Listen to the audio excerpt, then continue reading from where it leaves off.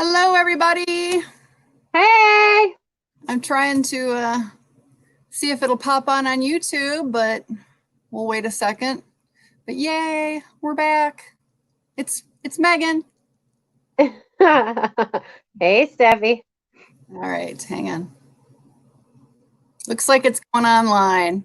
Welcome, everybody. Oh, we've got some ads running real quick, it looks like, but we'll let those catch up. For those who are going to watch, oh, here comes our friend. For those who are going to be watching this in rerun, they probably won't. They'll be seeing this. So sorry, everybody. We are live right now, but YouTube's got to get its its advertising in. So we'll hang tight while that catches up to us. Yep, we're on. All right. Happy. So welcome, everybody, and thank you, Megan, again for joining me for another Thursday night chat about all things horses and horse professions and dressage and whatever else we come up with, right? That's right. Let's do this. Let's do this. All right. So for those of you who are joining us live, just remember we do have the YouTube live chat feature. You can go ahead and ask questions on the live chat. I will do my best to pop them on the screen and interject and see if we can get some answers out of Megan, or Megan and I can discuss it further.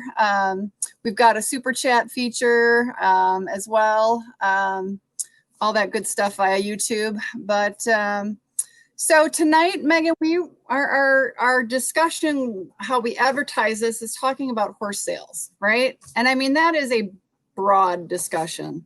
Yep. So we can go all over the place and probably talk about this for, days and days and days.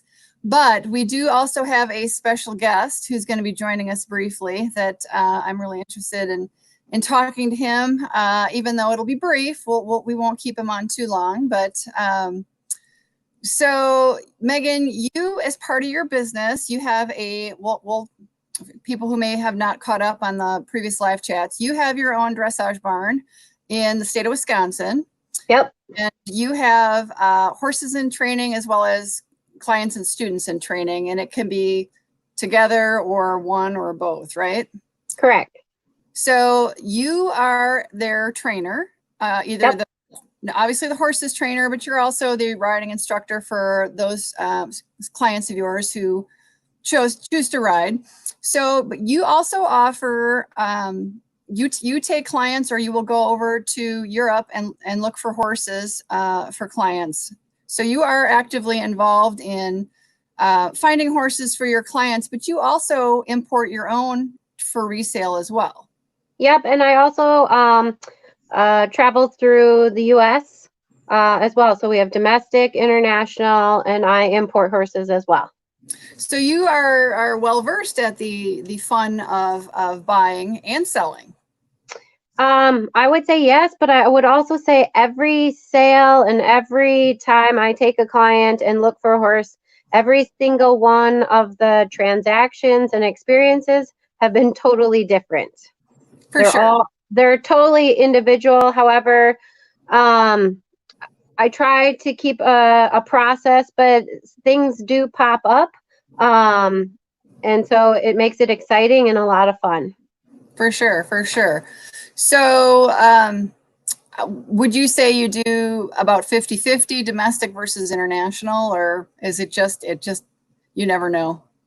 It depends on the year. However, most of them are international. I would say when I was starting out as a young horse trainer, most of the time they were domestic. And then I started importing horses, and now I would say maybe 80% are international and 20% are domestic. Sure, sure. So we have a special guest who will be joining us. I can see him. I can see him online right now. I just want to make sure he's ready to go.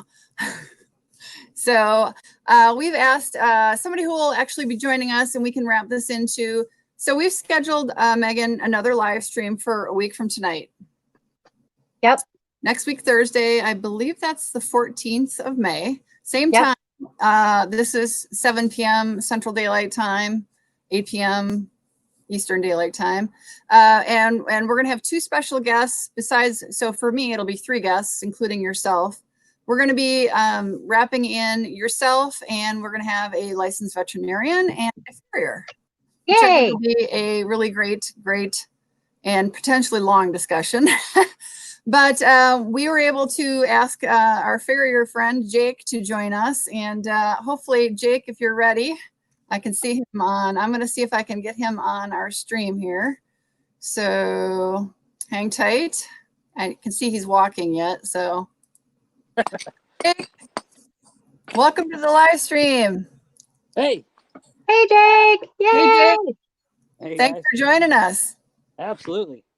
Appreciate it. I'm actually going to turn my volume up a little bit. He's a little harder to hear. So we just quickly were talking about basically reintroducing Megan and stuff, talking a little bit about horse sales. And since your time is a little bit limited, my question is, and it's kind of to both of you, but more to Jake right now. Jake, how often when people are purchasing horses, how often do they actually consult you to look at, either send you maybe pictures of the horse's feet, pictures and video, or even say, hey, you know, if it's a local sale, say, hey, can you swing over and look at this horse? I'm curious to know about the feet, because, or the hooves, because for me, the hooves are the foundation of the horse, and that's how the horse interacts in the ground. And so if there's a problem there, there's a problem. Do you get consulted very often? Well, to be honest, not near enough. Megan definitely touches base with me on the majority of her horses. We got a really good system set up. But a lot of times I am not always included, and that's all right, but it's definitely something that I can really save people a lot of heartbreak on, or give them some comfort with if they are open to it. So for sure. Well, I can think of a time or two where I've come across horses with mismatched feet, and I think most people talk to maybe the veterinarian about it, but I've always thought that it is good to have the veterinarian involved, but the person who is going to be expected to fix the problem is going to be the farrier. So personally, and I think Megan, you agree, you often will consult Jake as your farrier. And I do on pretty much everything. So he's kind of like on speed dial. So when looking at horses, the first thing I try to do is actually take 3 different views of the feet. And actually, I would prefer Jake to be there. Unfortunately, a lot of times that can't happen and hasn't happened yet. But so instead, what we do is take 3 different pictures of the feet, and then we also take pictures of the legs. And I also take video, if Laura is able to be there, flexions and of lunging, and I send them all to Jake. And so I really value his opinion. And the biggest thing is not only am I working on the horse, Jake and my vet, Laura, are working on the horse too. And so it would be, if there is a problem, or he could prevent, us having to deal with a horse with a problem, that would be best. And he will save us a lot of money. But the other thing is sometimes I'm a bit of a wild card, and I have already made a decision that I am going to buy a horse. And they kind of know me already. And I still consult them, but they're also, I call them risk analysis. And they tell me, all right, Megan, this is the horse. These are the risks. This is how in a range, it's going to cost you. And I get to sit back and marinate on that. And if I really like the horse, I'm going to buy it. But I do value their opinion, and maybe I might buy them a bottle of wine or take them out to sushi if it's not a great horse and I buy it anyway. Because they have to work with it too. Right, Jake? So while we have you, Jake, is there anything yeah, we'll say horse hoof conditions. Are there any things that you would absolutely give somebody a major thumbs down on a horse if you stumbled across and say, you know what, this is, I mean, obviously everything is different, but is there anything that you go, ooh, let's just walk on that? That's going to be a real disaster. You know, maybe in the past I would have been able to give a direct answer to that, but after, you know, some of the situations that Megan's allowed me to be in. You can say it. Oh, that's very nice of you. You know, and that's part of the challenge with doing it with photos is even if I can see it on photos, it doesn't mean I truly understand what's going on without putting my hands on it. Sure. And that is a challenge, and I tell that to Megan every time. But you know, I really try to stay open to just get, like, my job it's not a pass fail. It has more to do with, I just try to give Megan all the information from what I can gather from the photos. So. For sure.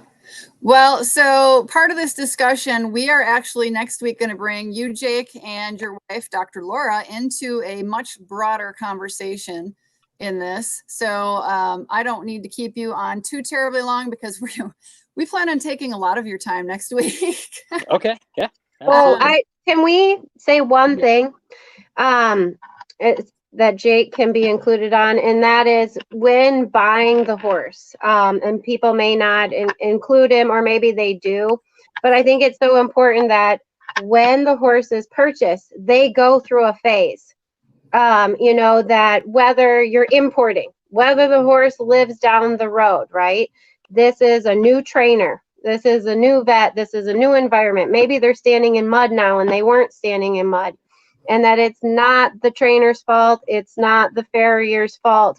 And it takes time for the trainer, for the farrier to get to know the horse's body, and the horse is going through big changes. So in the sales, that's why I always say trust no one, but that means yourself, the weather, the horse.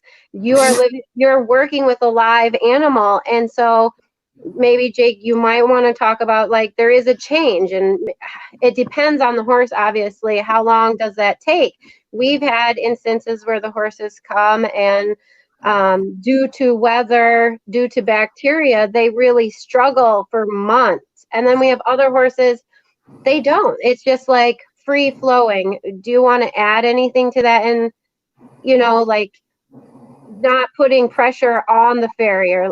Also, it's not his, you know, it's not his fault, but it's not his responsibility. You know, like, he just has to say, hey, this is the horse, this is the environment it's changed from, and now this is the plan and where we're headed. And it's just like being a trainer. You just don't know where those limits are. Do you want to add something to that, or talk about from your perspective? Yeah, that's probably the biggest lesson working with you on this business venture has been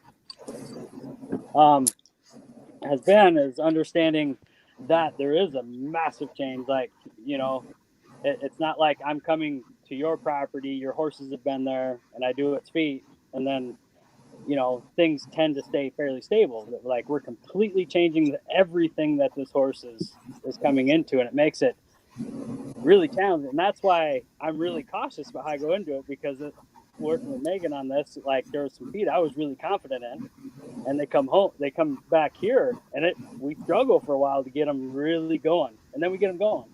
But then there's some other ones that I'm like, I would have answered your question. We're like, no, Megan, don't bring that home. And then she brought it home. And they did really well. Like, there was no lag time from my perspective, maybe from the training, but from my perspective, like, the feet just got better and better and better right away. So I'm really cautious about, so I used to be like, oh, Megan, I don't know about that and everything. And now I'm just like, well, this is what I see. This is probably the direction I'm going to go, and give her an idea of what that's going to cost, what that looks like. And then they come back. And honestly, with these massive changes, another big thing I found on AJ specifically is a less is more approach often. Because it seems like when they're making these massive changes, if you go and make a massive change with their feet, it seems like it can set you back versus trying to get with them and trying to see what their feet are going to respond, how they're going to respond to the environment and the nutritional changes, the training changes, and just be patient is really probably one of the biggest things I've learned doing this. Absolutely. Anything else for him, Megan, or are we going to catch it on next week? I'm just trying to roll through my mind on what, because I put such a huge value on Jake's opinion, and then when we get the horse, I feel really confident and tell people, like, is that a lot of pressure? Like, in terms of expectations, and it doesn't mean like just because I'm a business venture, I'm also a horse owner. And so, you may have the individual that's only buying one horse in their lifetime, and they really want this to be a dream horse. And maybe sometimes the first 6 months, just like a marriage, you're finding out, well, do they really put the dishes away? Do they, like those first 6 months, you're really learning the horse. And do you feel pressure from people? And obviously you want to do a good job, but do you feel that pressure? And when it doesn't go well, not just for me, but like for the owner that's an adult amateur, and this might be her first horse or her dream horse she spent a lot of money on, or him, and they have big dreams. What does that put a lot of pressure on you? Well, it does, and that's part of the advantage of people not calling me in, because then I just get to be the hero to try to come in and fix it. That could be like, on a few of the ones that you got back, it's just I was like, oh, I think they're going to be great, and then we end up struggling with them, and I'm like, oh, geez, I feel like something special now. But yeah, there's definitely pressure to it, because like you said, like, to me, when I look at these horses, like, I love horses, I'm very passionate about horses, but it's how you put food on your table, and that's how I put my food on my table too. Yeah.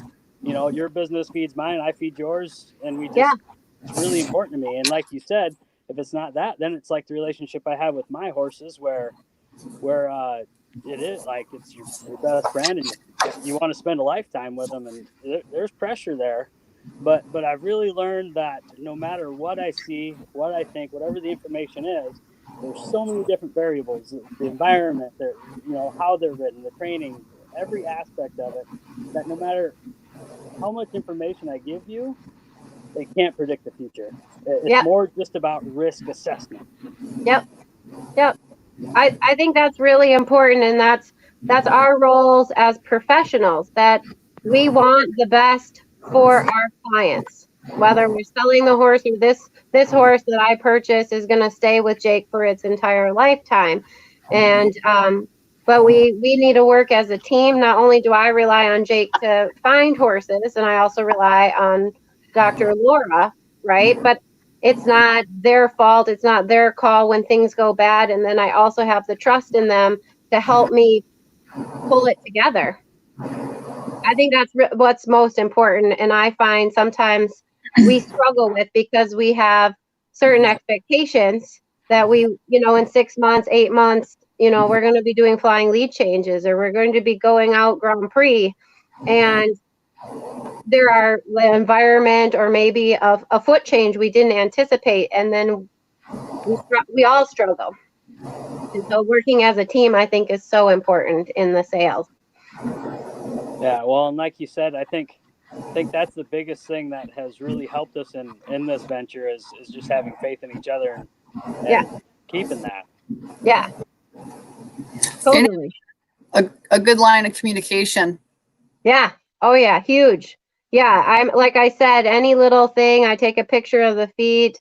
And I also do ask, Jake and Laura, like, when I'm looking at horses, like, if you don't want to work with this horse, I do prefer you tell me, I obviously, if I'm buying the horse, it's my call.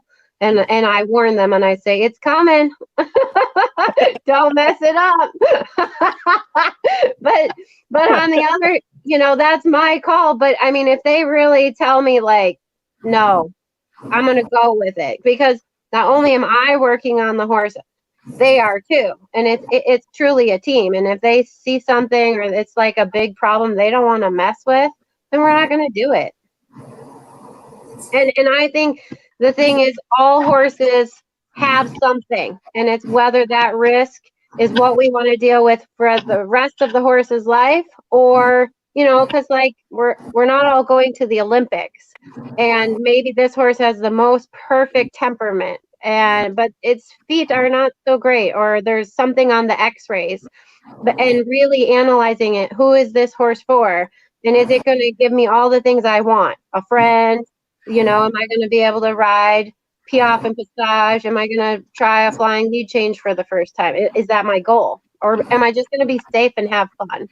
So I think that's really important. And so poor Laura and Jake are stuck with me in the sales. So I think that again, that kind of wraps into our next discussion of, the trainer, farrier, vet relationship. Yeah, for sure. And that'll be definitely next week. I think that's a very, very long discussion. We're probably, it could go on for days talking about that. No, dude. Well, obviously. So, Cool. Jake, do you find that when people do bring home a new horse, they have sometimes some unrealistic expectations in you to, oh, can't you just fix this now? Like, I know how I would answer that for you, but I want to hear. I think. Oh, are you guys there? Yep. Are we losing you? Okay. Yeah, we're there. Yeah. Okay. As long as you're there. I think, it depends on like if they're a new client and a new owner, it seems to be more realistic. Some clients in the past have worked with me, and there are some amazing things we can do with feet now, and it's completely unbelievable some of the responses we get, and that can produce some unrealistic expectations when I've had some clients go like, oh, Jake can fix that, and then they bring it back and it's like, oh boy. So I mean, I put on my big boy pants and do the best I can, but sometimes it's not up to their par, but we go through and explain why, and I don't know if Megan's ever really gone down that road much, but she definitely has probably more faith in me than I have at times. So. Yeah, I do. But you tend to, your risk assessment has always been pretty darn good. We've always managed to balance it, and horses usually end up doing really well. Well, actually, I can't really think of one that hasn't. So. Yeah. No, it's fun. It's really fun because you learn a lot. And especially with the international horses, there's a lot of things that I've learned that I don't want to know about that I let Jake handle. But I like to watch and I like to know what's happening with the horse's feet. And, when he takes the shoes off for the first time, and there's a lot of interesting things that happen. I'm sure. We'll just say that I'm sure things are different in different countries. Yeah, it's cool. We do things a little different here than they probably do in Canada And I think the most important thing is just having the time, and a lot of times I think in our culture, we don't have time. We want this, we bought this, we did this, and we don't give the horses the time to relax, settle, and just let the journey marinate. As a cliche as that sounds, we just have to let the things happen and let the horses settle. Absolutely. Well, Jake, appreciate it. We've had you on here for at least 15, 20 minutes. Yeah, Thank you, Jake. And we don't need to keep you all night because we plan on wrapping you into this conversation much further for a week from tonight. So we can let you go and get to your family and let everybody know that we'll be having Jake on a week from tonight, as well as Megan, as well as Dr. Laura. So barring any, complications with, computers and things, we'll have everybody on a week from tonight, same time. So appreciate Right. Thank you, Jake. your time. Yeah, thanks. we'll let you have a good night. We'll see you in a week. All right, sounds good. See you then. Yay! All right, bye, Jake. So that was, I think really, really good discussions, and I think it's going to be a really great conversation next week when we get Jake and Dr. Laura in on our next live stream. But wrapping back further now into some questions I have for you. All right, let's do it. Sent in by viewers. So wrapping around to the fact that you're, the dressage trainer and riding instructor. And I'm assuming most of your clients are adult amateurs or junior riders. What would you say?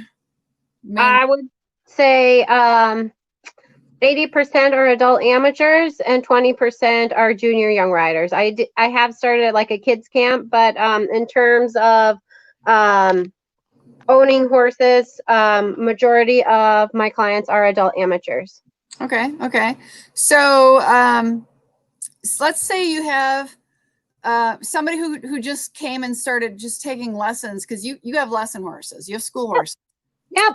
Let's say there's somebody who has been taking some lessons from you for 6 months, a year and a half. How do they decide, or how do you help them decide if they're ready to become a horse owner? I mean, let's take right now the finances out of it, but that's obviously a huge part. So we'll definitely get to that. But what do you find is the point where maybe they're ready to go from taking once or twice a week riding lessons to being ready to go and go look at a horse and buy their first horse? Well, usually, so we kind of have a little. I don't know why it keeps doing this. It gets dull. So sorry about that. I hope it doesn't continue. I don't know why, but I'm not very good with the phone, so I apologize to everyone. But anyway, I usually start with lessons, and then individuals are interested in leasing. And after they've leased, they usually then define whether they want to own a horse or just continue leasing a horse. So what is leasing a horse? For my barn, really it's a lesson package. So there's a horse that they only ride in the lease, and whether they ride 2 lessons, 3 lessons, or 4 lessons a week, and there's no other bills. It's really, really simple here at Lindinhof. So that's the lease here, and then they decide whether they want to go further, and then we talk about what that all entails. The horse staying in training, nothing really changes other than they have to pay more money, which is vet bills, farrier bills, and the ownership, and whether they want to not share the horse or they just want to stay with the lease. And that's really the defining factor, is that they want their own horse, not to share. And I would say 60-40. 60% of my riders are competition riders and 40% are pleasure riders. And I love it. I love the balance there, because I don't want everyone to compete. It's a lot. It's a lot of work. It's a lot of stress as a trainer. And so once they are for sure walk, trot, canter, and they define their goals, whether it's competition or more of the pleasure side, more trail riding, but they want to go up the levels, then we decide it's probably time to purchase their own horse. So it's almost like they get to dip their big toe into the pond it feels a little bit like owning a horse, with maybe a smaller portion of the bills, obviously, but kind of gives them a taste. It gives them a taste to have the lease, and then it also gives them a taste on what it feels like to be in the barn and to have a horse in the barn. And then that way they can see if this is really what they want to do, because it's a huge responsibility and commitment. Sure, definitely. So let's see here. What else shall we? I have a long list of questions. So they go in, they do the lease, they've kind of dipped their toe in, they've taken that first bite of cake, whatever you want to call it. So what are their considerations that they need to kind of think about? What are the bigger things you discuss with them? Obviously, you've got a purchase price, but owning a horse is much more than just going out and buying it. There's much more to consider. So what do you discuss? Usually we go out to dinner. It's kind of I think it should be a casual conversation outside of the barn. And I usually ask them to write out what their goals are, and to tell me what they want in this with owning a horse. And so then we sit down and come together and to have that conversation. And then I also ask them what is the budget, and then usually I actually write out a spreadsheet, and that is fixed cost when the horse is purchased, which includes the purchase price, but also the cost of vetting, commission, time it might take, the saddle, the tack, and then I write out what potential monthly costs can be, vet, farrier, if there's any maintenance potentially happening in the future, saddle, fitter, masseuse. So I actually write them a budget, and I try to do the best I can, so that way there aren't any hidden costs. But it is like owning a house, that you have to be realistic, and insurance cost as well. And so we sit down and talk about that. I'll be right back. I got the dog scratching at the door, so keep talking. Okay, so so in the conversation, it's best, I think, to really figure out what are the goals. Is it do you want to be a competition rider? Do you want to be a pleasure rider? And then then being realistic on what horse is going to be the best horse for you, and also being realistic, is this your only horse? Or maybe this might be an interim horse, because you might have a beginner rider that wants to go all the way to FEI, and maybe it's a junior. I have a 10-year-old in the barn, and I said, I think for the first horse, we really need to find a pony that's older and that she can pull on the rein, she can kick him too hard, and he's slower and lazy, and he may be perfect for her for a year, 2 years, and then we need to look for the next horse. So also talking about that maybe it might not be a horse that they own forever, and then I have other clients, they want their last horse. So it's everything in between, and then deciding, well, what is realistic for the last horse. Yeah, those are all really great points. From the kid getting their first intro pony to somebody who's maybe it's their first and last horse, getting in later in life, getting into riding later in life.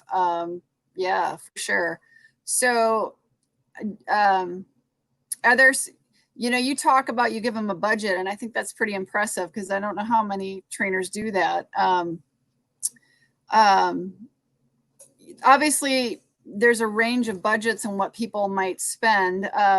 One of the things in the horse industry is you can insure a horse for various different things. So is that part of your consideration? Like, do you recommend, like, if this horse is purchased for X dollar amount, you should probably consider insurance, anything under that? I mean, do you have those discussions, or we do? You do have that. We have those discussions, and I think it really depends on the individual. If this is the first horse they ever bought, I think it also depends on how deep their pockets are. I don't know how to go around saying that. It's their willingness to take risk.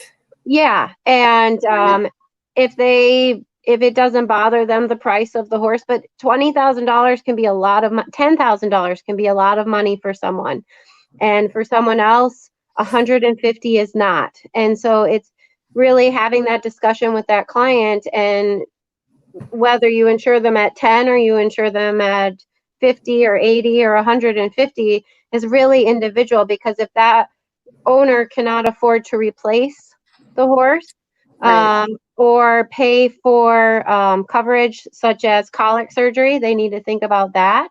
That's a substantial amount of money. Then they should probably purchase the insurance. And there's different forms of insurance too, you know, and there's mortality, there's colic, major medical, and you really have to work with a good insurance company and decide what's best for you, because those costs can eat up your expenses, and you also need to find the age when you need to stop that as well. Absolutely, absolutely, for sure. You can be underinsured or overinsured very easily. Very easily.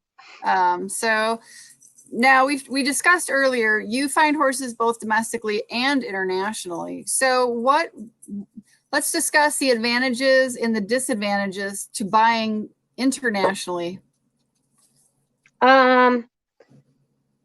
Wow. Clearly there's going to be the cost of back and forth for either yourself and the client to go to yeah. Look, we'll just say in Europe, to fly overseas, to rent a car, to travel around to however many countries you go to. You've got, you know, obviously the cost, the meal, you know, that all factors into. So let's back up a step. You're not expected to do this for free. Nope. And is that a conversation, I assume? But let's talk about that, how you have that conversation and what that conversation is like. People need to understand that this isn't something that you're doing for fun. This is as a riding instructor and a horse trainer, this is how you put a roof over yourself, and you feed yourself. So you should be, compensated for your time. Yeah. That's clearly part of the conversation. I actually have only ever taken 2 clients to Europe. And I've learned a lot from it. And I've also gone to Europe more times than I know, just purchasing horses for myself for resale. And yeah, I enjoy purchasing the horses myself for the resale. In terms of working with clients, being realistic and talking about, I've learned a lot, because they don't understand, you're taking time away from your business. So that's money daily that you're not bringing in. Also, they typically do pay for my expenses, whether, it's hotel, it's food, and the car, which is great, and a commission on the horse. And so you have to also talk about whether they buy a horse or not. And that's happened, I think, twice. And so maybe talking about, if you don't purchase a horse, still being compensated. And sometimes I actually have had a client not pay me, and I learned, that's part of learning in that. And so, but I think that's something that should be talked about before, and whether you go there, you should be compensated whether they buy a horse or not. I absolutely think this is something we need to talk about further. So before I ask any more questions, I want to keep on this subject, because I think a lot of people expect everything given to them for free. They expect their either riding instructor or horse trainer to, go and look at, let's say they're, just shopping domestically, and we'll say locally, meaning in their, within a surrounding couple states, maybe, they're maybe making a day trip to the neighboring states back and forth, a couple of times, different day going to this state, maybe seeing 2 horses, however long it takes. They need to be aware of the fact that, exactly as you said, when you are asking a professional to maybe take a 5-hour drive to a state, or up through, from one end of a state to another, to look at maybe 2 horses, and that can take, each horse, looking at a horse can take more than a half hour to an hour. I mean, it usually takes 3. Like, if you're really interested, you know, that first time, like whether the horse is presented or not, or if they're tacking them up for you, you know, you have the tack up time. The person rides the horse, then I ride the horse, then the client rides the horse, then you take the horse and you untack it, and then I would do lunging inflections then and there and video it and send it right off to my vet and farrier. No, we're not doing a pre-purchase. It's not a pre-purchase. You should have a professional vet do that. But you know, that's probably 3 hours. So let's say that you've driven 5 hours and you're going to look at 2 horses in one barn. That can be, and then the 5-hour drive back. That's a very long day. So that is asking you as a professional to walk away from a day of training the horses that are in your barn and teaching the normal lessons that you might teach that day.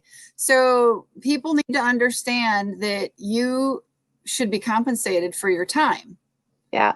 And that's our due.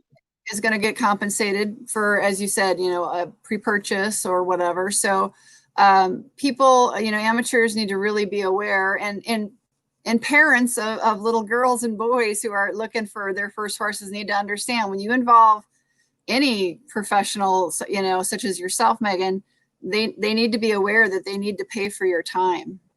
So now, how do you do that? Because, you know, it could take, you know, maybe the first 5 horses just don't work out. This could be many trips in many different directions before you even find 1 or 2 that you're ready to take that next step and have a veterinarian look at. So do you do like a day fee? Is this wrapped up into a total commission on a sale? How, you know, what is that discussion like, and how do you know, go through that with your client?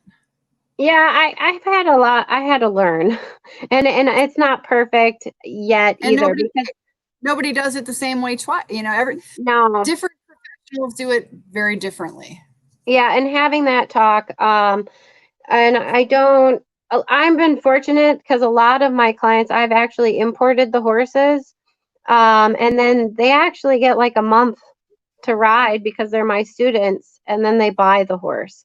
However, I've also had it the other way, and in the beginning, I charged a commission, and I had a longtime client that we did that, and just the commission. But sometimes, you know, when you take a trip and then they don't buy any horses, then you're out of a commission. So you've just spent 4 or 5 days and you've made nothing, but you've had a great trip, and they think that's okay. And so that's a discussion you really need to have. And I think having a day fee, if they, or, you know, paying a minimum before you even go on the trip.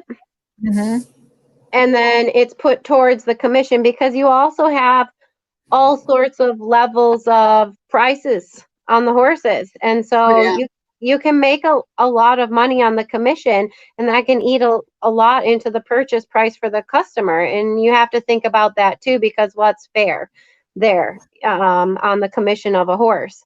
And so it really depends on the price of the horse. And that's something you have to talk about in the beginning and being realistic about that. So there are definitely a lot of amateurs that are going to go out and look at horses on their own and maybe not you right away. Yeah. So what is your level of comfort with that? And do you discuss that ahead of time? Maybe they realize, I may not be able, you know, I'm saving up this money to buy my very first horse. I've only got X dollars to spend. You know, I know it's going to be approximately this much to spend to have a pre-purchase done. It's going to be approximately this much to transport the horse from wherever it's coming from. So, you know, my total budget is this. And so, you know, maybe they identify 1 or 2 that they want you to look at the end of their, you know, looking. What if they say, oh, you know, I'm going to take video and will you look at video?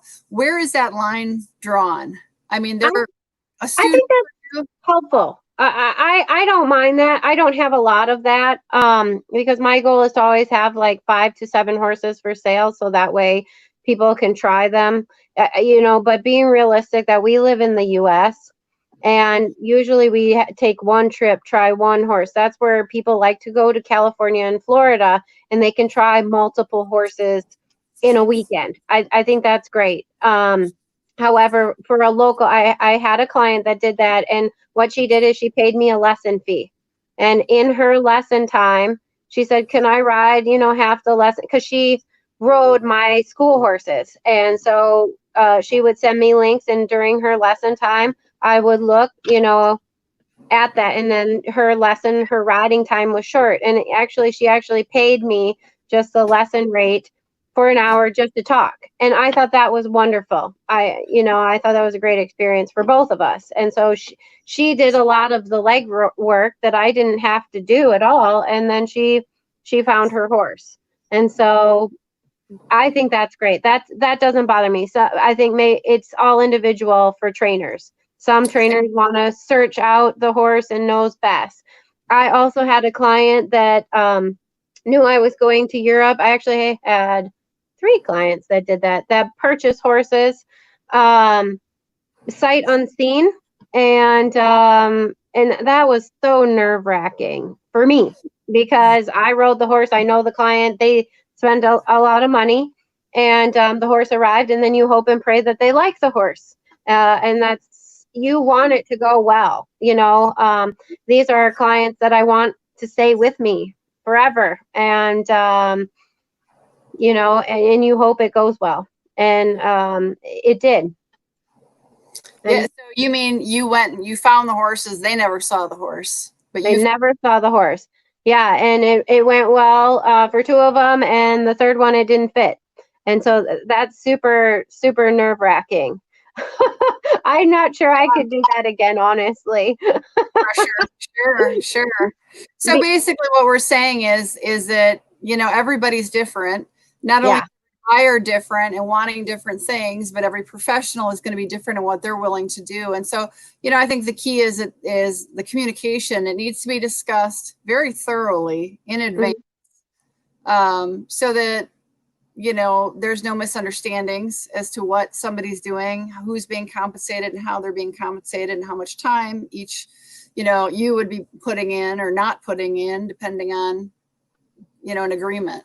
Yeah. And I think what also has to happen is people have to be realistic. And obviously I've bought and sold horses for, I don't know, 30 years, actually, and not for people for 30 years, but for 20 years.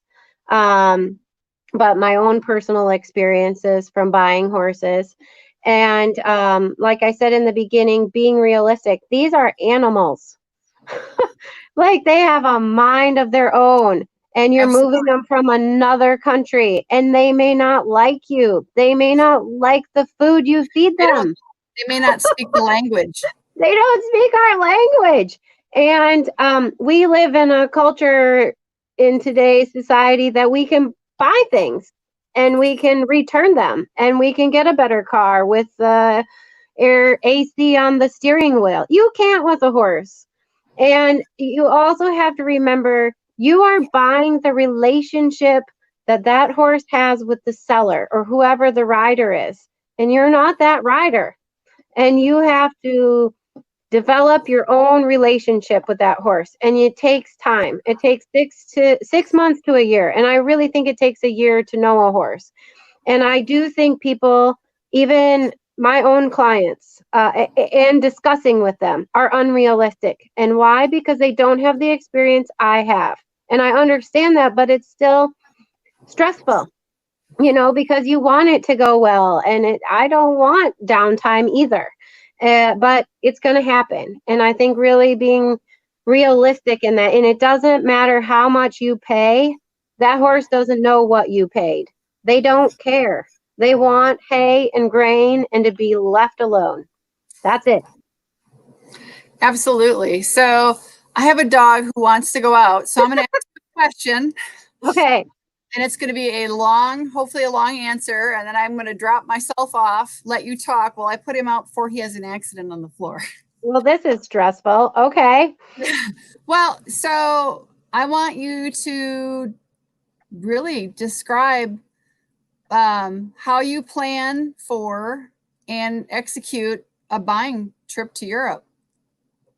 Oh, okay. Yeah, that's a big one. I mean, you know, you don't just jump on a plane and hope you find horses. I mean, you've got some legwork to do, and, you know, obviously you don't just show up and hope you can find a barn, is what I'm saying. So Yeah.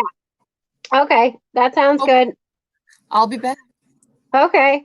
So, well, what I do is, I'm fortunate. I have met a lot of people. I've bought quite a few horses from breeders and also trainers. And so, when I decide I'm planning a trip, I usually start planning three months to 2 months out, and I start contacting everybody. And I ask what they have, and I also ask, you know, for videos. Some trips I get videos, sometimes I don't. And I look at the horses, and then you know, and look at their stats, kind of like a dating site, how tall, you know, the training, the age, the temperament, you know, is it a schoolmaster? Is it a young horse? Is he hot? Is he cold? I usually like to import geldings over mares or stallions. And then what I do is I get all the information that I can. So if there's already x-rays, I try to get the x-rays and I send those to my vet. And so that way I can maybe not go look at the horse before I get excited about him. I have fallen in love with horses on video. What kind of food? How much eat? Oh, we have a question from Appleberry TV. How much is little horse to buy? What kind of food horse normally eats, and how much amount of food does the horse eat? I guess it really depends on the horse and their training and their ages. In Europe, the food is actually more of like silage than it is grain like we have here.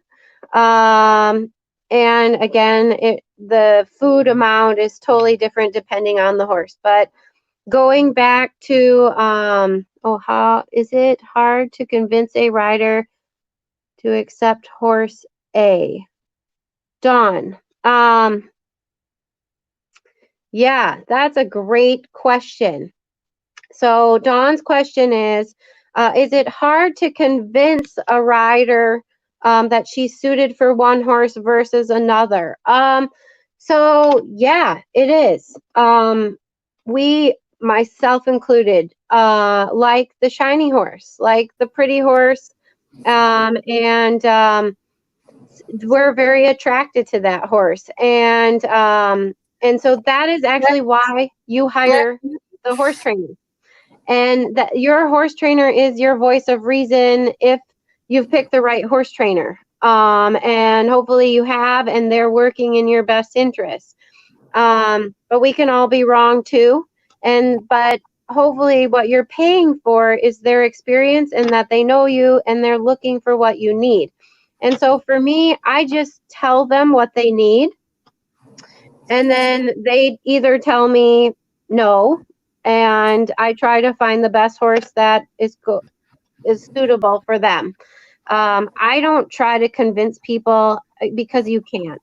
Yeah, you know, people are going to make bad decisions. I've watched it. I've had people come and try my horses, and it was a great match with the trainer, and then they go on to a flashier horse, a younger horse, a 3-year-old versus an older horse that they needed.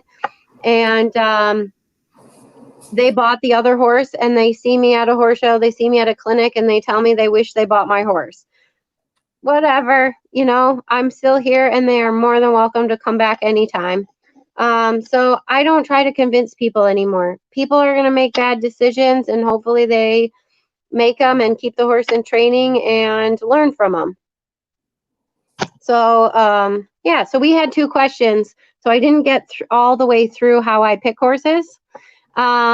So the next thing is once I find the horses, then I send all the information that I have, and I sit down actually with Laura, and who Which is is my your vet, and she says yes or no for me regarding the x-rays, if I get any x-rays. And I think that's really important to be able to do, because I think people get caught in and they like a horse. And if your vet says no, you should probably say no. However, it's really important to decide what you're looking for. So, and what are the issues? And as a seller selling to America, everyone wants the x-rays of a horse that they view might be going to the Olympics. So that means he has to have pristine x-rays. He may have a heart of gold and he will go on the bit and they don't have good hands and they jab him with the spurs, and he may not have clean x-rays and they'll pass on him. And that's unfortunate. That's a main difference between Europe and I have to say, this is funny, but we got to really think about it. We don't even do that with our husbands or our boyfriends. True that, right? You know? So, but being realistic about finding the horse of your dreams, and when you do the pre-purchase and people just tell you, you know, this horse has, I don't know, a little shading here. I had a horse that I bought that was a school horse for me for 10 years. He could do the Grand Prix, and he did the Grand Prix, and he took, I don't know, 8 riders down center line. People could ride all the Grand Prix movements on him. And he was supposed to be resold for a lot of money, and he had arthritis. And my vet at the time was actually Dr. Judy. And I sent her the x-rays. I sent her a video, and he was in Colorado. And she looked him over and she goes, Megan, I don't think you're even going to get a year out of this horse. They said, I don't care. I want him to be a school horse. And I bought him, and I didn't even do a pre-purchase. I rode him. I brought my trailer. I bought him with all the tack, and he was one of the best horses I ever had. And I gave him the maintenance he needed, and so many students learned on him. And so I think not buying the x-rays is so important. Buying your horse and listening to the trainer, and obviously, no, don't buy a horse that is lame or have, be realistic. But if you are riding 3 days a week and, there's little shading on the x-rays, talk to the vet what's realistic. But their job is to find everything, and due to liability, they have to tell you everything, but not to scare you, but they also have to save themselves. So be realistic. For sure. I mean, you all hear about stories about, just like the one you just, I went to look at this horse and he was in full work, but his x-rays were horrible. I couldn't buy him because his x-rays were horrible. Well, if the horse has been in consistent work, for a decent period of time and is sound, their x-rays, that's something to take into consideration. But if they're comfortable and sound and they've been doing their work for a while, again, you might get a really good deal on a really amazing horse. Yep. Because, I think there's a lot of unrealistic expectations with amateurs, for sure. And I understand it. It's a lot of money, right? Mm-hmm. Generally a lot of money, and it doesn't matter what your budget is. Whatever your budget is to you, that's a lot of money. Yeah. Right. I mean, be it $5 or $5 million, for, in your situation, that's how much you can come up with. And that's a lot of money to you. So, you don't want to waste it, bring that horse home and realize 3 weeks later, horse is not going to hold up for another 2 weeks or something. Right. I understand the fears, but this kind of wraps into part of our discussion that'll happen next week's live chat with Dr. Laura and Jake. Doing your homework as best you can, and then taking into consideration the horse's current situation. Jake talked earlier about, and you talked earlier about, what environment the horse was coming from, as far as was the horse standing in mud, now it's going to be standing in a dry stall, or vice versa. But there's also, you need to take into consideration, is the horse in work? What kind of work is the horse in? And, if the horse is in solid hard work where they're getting worked 5 or 6 days a week for at least a half hour or more, and the horse is sound, then, they may have ugly x-rays, but if the horse is comfortable and sound and then go for it, Yeah. And I have to say, I do understand it, and it really goes to experience. Most of my clients, whether they're in my barn or they're purchasing and they live out of state, this may be their first to their third horse that they've ever purchased. So it's a big deal. I'm sure it was a big deal when I was purchasing horses, although we weren't very thorough back in the 80s. Right. We didn't have all the diagnostics that we have now, and I sometimes wish we don't. I was just going to say, that's not always a good thing. Yeah, don't gift horse in the mouth. It comes back into your, amateurs are looking at the x-rays and they're buying x-rays instead of actually looking at the live animal in front of them. And I'm not saying don't buy x-rays. I don't want that to be the interpretation.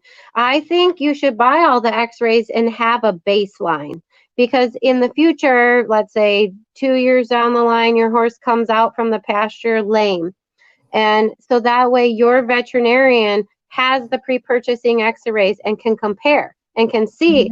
So I'm not saying that. I'm just saying be realistic on what you're really looking at, because all it is a risk, and is it what you can work with? And if this is your first horse or your second horse, and you've hired a veterinarian that you're going to work with, the question that really should be asked, is this something that we can manage? And will this horse last for me for 10 years? Now, no veterinarian has a crystal ball, but they've worked with many horses. Same with trainers. You have a gut feeling. Come on. And past history of seeing other animals with similar situations. And the other, this actually kind of delves us off into something somewhat related, is you have a budget, and maybe your budget is here, but you want an animal that's here, really valued, open market here. So do you have that conversation? How do you approach that conversation? And says, your budget's here, you want this, we need to find a way to narrow that, and that could be, maybe they wanted a young, amazing horse, and maybe it's, hey, we need to look at something that's older, that isn't, because what you want is at that young age is too expensive, or vice versa, as an example. I mean, do you tap that? You just have that conversation, and you just say your budget isn't big enough, for what you're looking at, or it may take us 6 months, a year to find the horse. I have a client who has a budget of $5,000, and she would like to ride, through upper levels, and, being realistic on what we're buying is a temperament, and maybe not a warm blood, and definitely not a flashy mover. But I've also found a horse that was imported, and it was really sad. The daughter died, and the horse had been out in the pasture for 2 years, and he was trained to Pre-St. George. And I said, go try the horse. And she was able to purchase him under $5,000. And and so that happens. Now, is that realistic that happens a lot? Absolutely not. But if your budget is low, you're going to look a little bit longer, but there are nice horses out there. But if you want to go to US finals, or compete at, let's say, CDIs, then you have to be more realistic on that you may have to spend more money. And so that's what the job of the trainer is, to tell people, and then they do what they do with that information. Yeah, absolutely. So, back in the day when I was more involved in it, the professional world of things, there were just so many unrealistic expectations. And, I very rarely was being contacted by trainers. It was always an amateur out looking on their own, and I think that comes down to the budget issue. Let's just say somebody has a budget of 20,000 US dollars, and that's to cover everything. That's to cover the trainer's commission, the purchase price commission, whatever, that entails their vetting and transport. They're doing a lot of the legwork, and for me, I just came across a lot of situations where expectations were way over what the budget was allowing for. So I want to add something to that. I don't always think it's the budget. I also think it's a thought process. I deal with a lot of professional individuals that are very successful in their own right. And, they're smart, and they think that they can go out and find a suitable horse. And they don't understand that maybe they're too close. Maybe I also know a lot of professionals that can't find good horses. One thing I can do is find really good horses. I'm really good at it in terms of temperament. For adult amateurs, and so I think it's also, pride that they can find their own horse, or maybe they want to do it themselves, and it may not be the best option for them. And they don't see the value in working with a trainer, or maybe they just don't understand the ins and the outs of the industry, on what that trainer does. And so I've had more experience with that in their methodology. Absolutely. So I ditched you briefly, and I apologize for that. But you were, kind of discussing the legwork you have to do in looking. Yeah. Yeah. So it usually takes 3 months to, I definitely wouldn't go under a month and a half. So in terms of researching horses, finding videos, emailing back and forth with owners or sellers or breeders, and then I try to get the X-rays, so that way I can do most of the legwork before I even try the horse. And then, I'm just like anyone else. I get excited about a horse, and let's say I haven't looked at the X-rays, and then all of a sudden these aren't great X-rays, and I do sometimes buy for X-rays because who I'm selling to is the USA, and they want pristine X-rays. So if I'm going to take the time, I'm going to try to find age appropriate changes in the X-rays or pristine X-rays, which I can tell you, you're not going to find. There's always going to be something. And that can't be said often enough or loud enough. Yeah. So we're going to find perfect X-rays. I try to do that legwork, and then I have a spreadsheet. I have all the information, and then I go and I take 5 to 6 days, and I go and try horses. My best trips have been when I bring my vet, and we go and try the horses, and she can just do the pre-purchase right then and there, because there's always a language barrier. It doesn't matter. I have nothing against any of the vets I've used over there, but we don't speak the same language. They don't understand who I'm selling to. And I can't stress enough, what's really important to me and what I've learned is I buy a horse that if I can't sell, I want to keep him in my barn. I want to like him. So I really, that's my secret to my success, is buying horses that I like myself, that I get excited that if I didn't sell him, I get to ride him every day. So, and that's what I do. I'm the rider. In some barns, they have riders, but I'm the rider. And I usually own the horses. So I think that's important to really like the horse. And then after that, after they pass the vetting, they have to pass the blood work. And so my transport, and same thing, I hire a professional transporter. I don't mucky in his business. He knows his job, so I pay him, and he does all of that. He contacts the where the horse is located. He arranges all the vetting. He arranges transportation, and either I meet him in Chicago, or they come to my house. So I myself hire a professional to do that.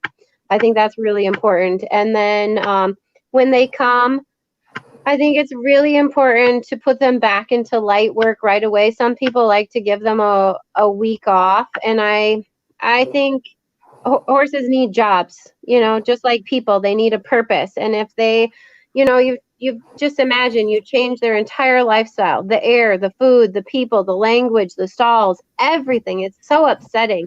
And it's always amazing to me because I try to guess, what horse is going to do what. And sometimes I'm right. And a lot of times I'm really surprised by what horses are more internal. And it actually takes them 3 months to really settle in and to relax. Whereas other horses, they don't need any real time to settle in. They're just like, boom, right to work. Let's do this. I got this. I know what I'm doing. I know my job. And you don't know. And so you have to be careful when you also start promoting the horses that you've given them enough time, because, you don't know who's going to come and try them. You don't know how they're going to react. So I'm really lucky with, I know my students, and a lot of times before I let people I don't know try the horses, I put my students on, they're very lucky that they get to try all my fancy horses, just to make sure that the horse is really what I said it was. And, a lot of times, it's great because I ride the horses when I go over there, and I have ridden, 4s and 3s, and then I get them to my barn and I can't even do a flying lead change. And I know I have it on video. And then what's hilarious is when someone comes and try it and it doesn't happen. And who's going to believe me? I'm a seller. Yeah, right. These things happen. And that's what's so important, is we have to be careful that it's not a car. They can choose one day to like, hey, I'm not doing it. Very and true. To me, that's what's so fun. I get to meet these horses and get to learn their personalities, and then you get to the sale. And to me, in selling horses, I take pride in the horses, right? And yes, I'm buying, and maybe I didn't do all the trading, maybe I have done all the training, but or I have them for a short time, right? I still have pride in my work. And so for me, it is a presentation the first time someone comes. I think that's really important, because I have had a lot of people, they want the horses to be brushed in front of them, and because they think we're hiding something. And I get that. That's fine. And if someone asks that, that's fine. But for me, the first time someone comes and tries a horse, I want the horses braided. I want them bathed, if it's summer, in white wraps, bell boots, and I ride the horse. And it's a presentation. It's like going to a horse show. There's little chocolates, there's hot tea, there's chocolate, and I get to know the people that come and try the horse. And sometimes they're trying 5 horses at a time, and these horses are ready to go. And I think it's important to have the seller ride the horse first, so that way you can see how the horse is ridden. And then the trainer should ride the horse second, and then the client should buy the horse or ride the horse last. And then they should plan on another day, or maybe even 2 days, to ride the horse. And that next day, if they want to see the horse, they want to tack up the horse, that's fine. It's not a presentation anymore. If they want to take the horse out of the stall, I think that's the way the horses should be presented, for me. And that isn't for everyone. And so, but that's the way I do it. And then after that, depending on people's comfort level, how many times they should try the horse, then there should be a pre-purchase. And Well, then, hang on. yeah. So how many times can people ask to come back and keep trying a horse before it gets to be a little bit over the top? I mean, because obviously as a buyer and you're spending a lot of money, you really do want to make sure, is this really Yeah. gonna work? Or, maybe they had a great day and maybe the next day, but Yeah. about people who are like, I want to come back and ride the horse 5, 6, 7, 8, 9 times. I've never had that. I have had 3 times. And after that, I think it's a little much. But again, that's all individual. I had a client, that I own the horse, and she was in my barn taking lessons, and she got to try the horse for a month. For me, I know there's trials in the hunter world. Some dressage trainers do it where they let the horse leave the farm and do a trial. I myself have asked for trials. Me personally, I would never have anybody do a trial unless the horse was staying at my farm. It's just, with the change of training, it's not worth it for me, right? There's a risk And involved. the risk, if my horse was injured, no. Who's responsible to pay for what? And right. I just don't want to go down that path. And I think that just goes to people's comfort level. And but I myself I have had trials. People are open to me trying a horse, and I greatly appreciate it. I think the more times you can try a horse, it's really important. But I think 2 or 3 times, and then they should be able to make a decision. And I think being on the fence, if you're an adult amateur and you're on the fence, the answer is no. Yeah. And just this is one thing I'd love to tell people. I have had trainers included, not just adult amateurs, call me, come and try a horse, say they love the horse, love it. And I'm thinking, great, this is awesome. They were a great pair. Right. And they never call me back. And I've heard like they don't want to hurt my feelings or anything. I'm like, no, just say no right then and there. You're not going to fit with every horse, and you are not going to hurt my feelings. What would be more important to me is that it's a good fit and that it fits well. And if you are on the fence and it's not going to fit, then the answer is no, and just tell the seller, whoever the seller is. Don't waste so your time. important. People, I think in the social media world, it's called ghosting. Yeah, it's terrible. Absolutely incredibly, sorry, I'm making a lot of noise here. Force a habit to take the paper off the recyclable. It's incredibly unprofessional, and to all the amateurs and professionals who are going to be watching this at some point in time, it's incredibly unprofessional. Yeah.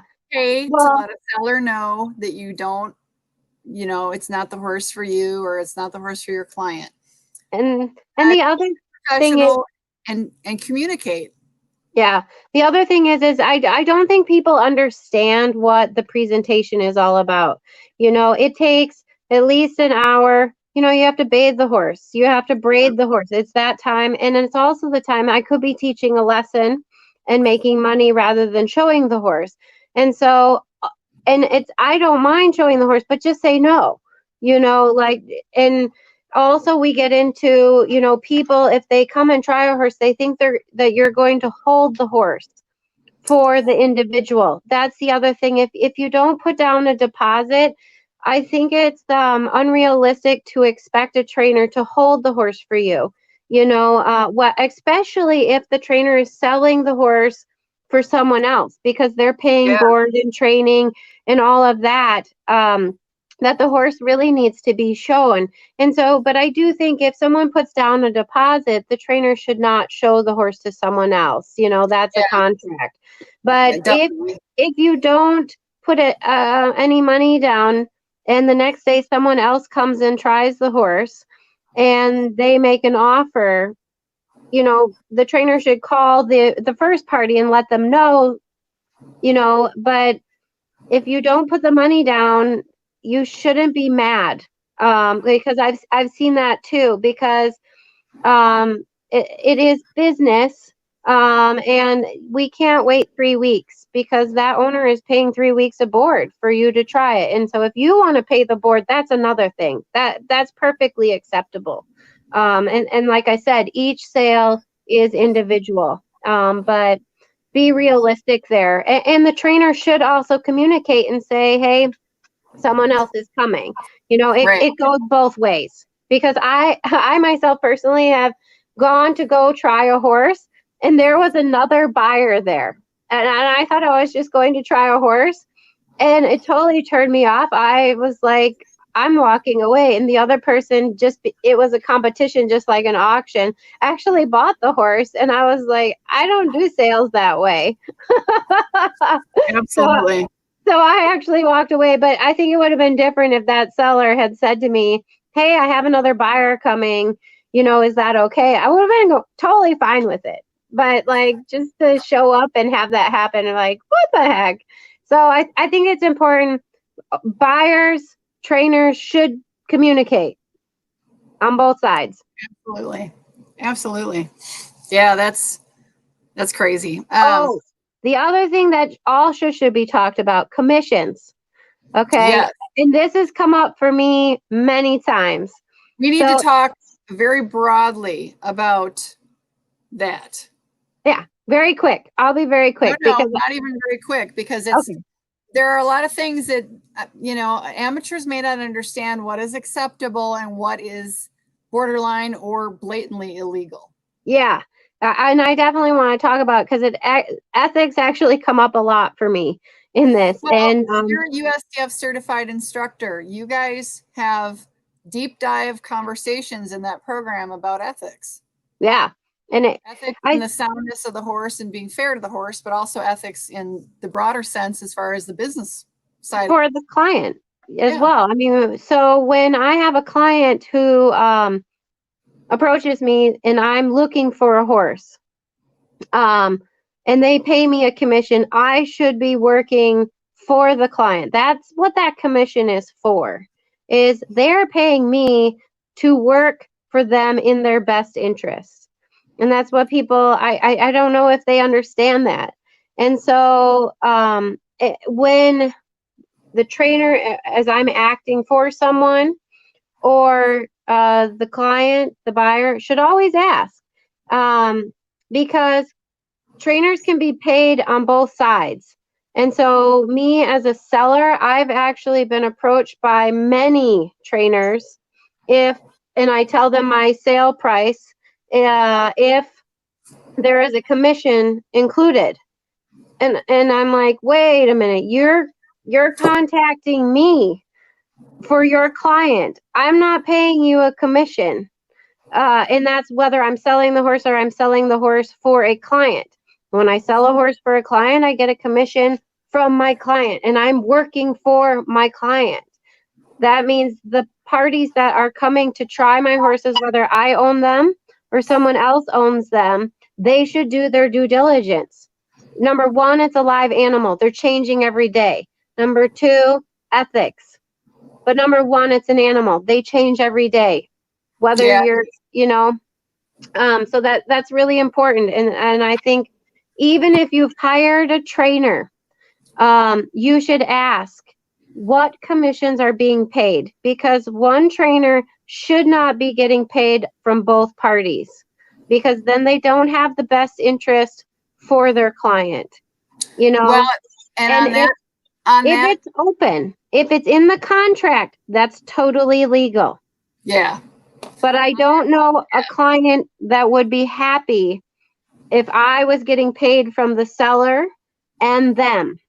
I don't think my clients would like that.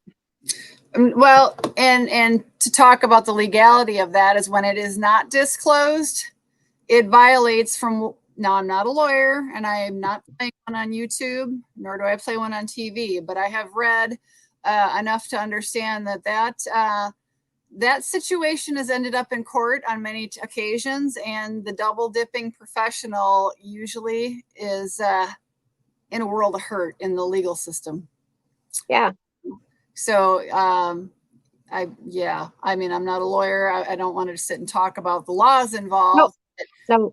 you behind the scenes dealings where somebody's getting, you know, commissions on both ends of it. So again, like I said, if it's agreed upon and out in the open and everybody knows in advance, everybody knows.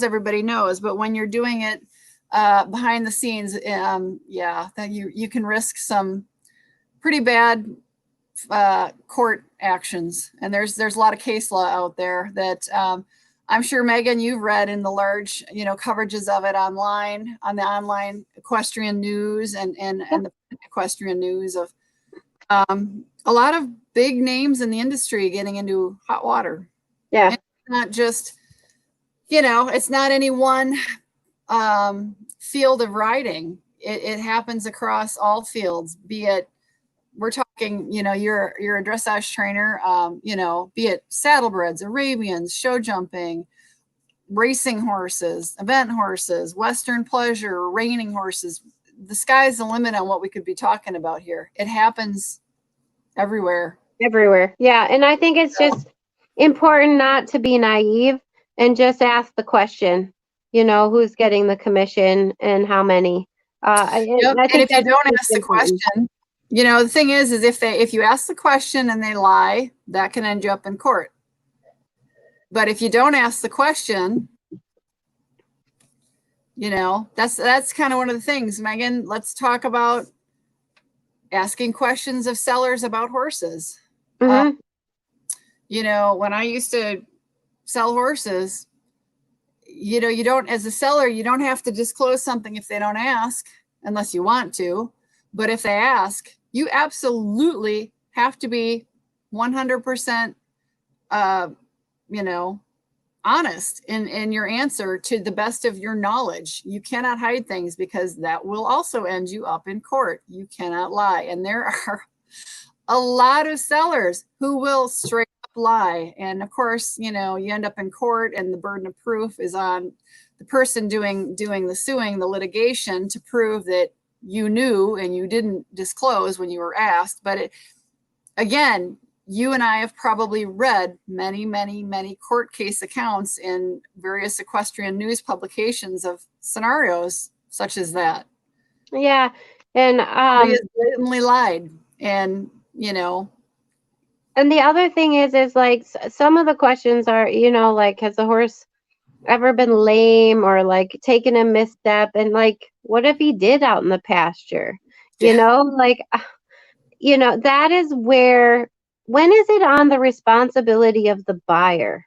Right. To, like, an unfair question. Has he ever taken a bad step? Are you kidding? I've had that. And I've also had, is he 100% bomb proof? That's an unfair question out of a trainer because, you know, they're still horses. They all buck, they all kick, they all do something, you know, and that one time. So again, it goes back to x-rays, being realistic, always asking questions, but also we're human too. I could forget, and I have a lot of horses, you know, one time he had like a bump on the left side. You know, I always say I'm actually probably a horrible seller. Why? Because I try to tell them every single thing, because what's important is when I've had a horse, I've known what has regressed. You know, I've known, you know, like we do this, we do that, and the horse is great. But if we do option B, the warm-up wasn't very good. So I try to tell them everything so that way they don't digress and that they can just take the horse and hopefully learn from what I've learned and go from there. But sometimes people don't listen and they're going to do whatever they're going to do and they need to figure it out on their own. And so that doesn't mean it's a bad seller. You know, that means you're just, you know, on the third date figuring out, you know, he doesn't like lemons in the water. Right. That's all it is. Yeah. So, for sure. So yeah, I think that, but just asking the questions on the horse's health, you know, as fair well questions as, though. Fair questions. Yeah. And maybe we touch briefly on what's a fair question and what's really not fair to ask. Yeah, I mean the lameness one. You know, I actually had someone who wasn't going to do a pre-purchase on a horse, and we're buying the horse from the breeder, and she wanted a guarantee on the contract that the horse had never taken a lame step in his life. I mean, that's unrealistic. Of course. I mean, I hop out of bed and I take a lame step every day, Again, I mean, we don't take as good a care of ourselves as we do our horses. We don't, I mean, how many people actually go and get the physical and do these things? But when we purchase the horse, I mean, we're expecting them to go to the Olympics. So again, those types of things are unfair. Yeah, that's very fair. And that's where the difference is when you're as a seller are being probably approached by an amateur versus a professional. Hopefully somebody who's truly a professional is not asking unfair questions. They should hopefully know a little bit better to know that that's not really a realistic question to get it, somebody, but it happens. You do get them. And again, that's where, we definitely hear part of this discussion is to encourage people to utilize a professional in the industry to kind of help in that regard. Oh, and the other thing is pre-purchases, that's also the job of, it's an inspection, just like with a house. Hire your vet to do a pre-purchase. But also the other thing, the only job of the vet is to tell you the health, not what the price of the horse should be. Yes, thank you. And can we go beyond that? Not that whether the horse is suitable for the buyer, because that steps across the boundary of being a veterinarian and suddenly becoming a trainer. And I actually have come across that in my former, life of selling some horses, is vets suddenly stepping up and acting like a trainer when they have no business to. So the vet needs to stand, behind their job as a vet and not cross over and suddenly think that they're a riding instructor or the client's trainer, because that is actually unethical under the AAEP rules, American Association of Equine Practitioners. That's their job, and that's part of they actually have a standard. So I've come across that.